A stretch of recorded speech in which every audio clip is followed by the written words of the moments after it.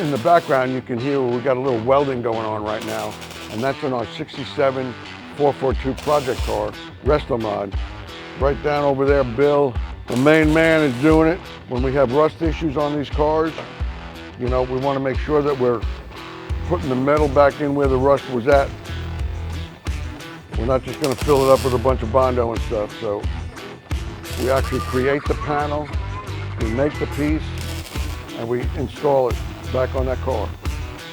I mean, these cars are made out of metal, and if they're rusty, you got to put them back together with metal. So you got to weld them in. You got to weld all those pieces in, and that way they're structurally sound.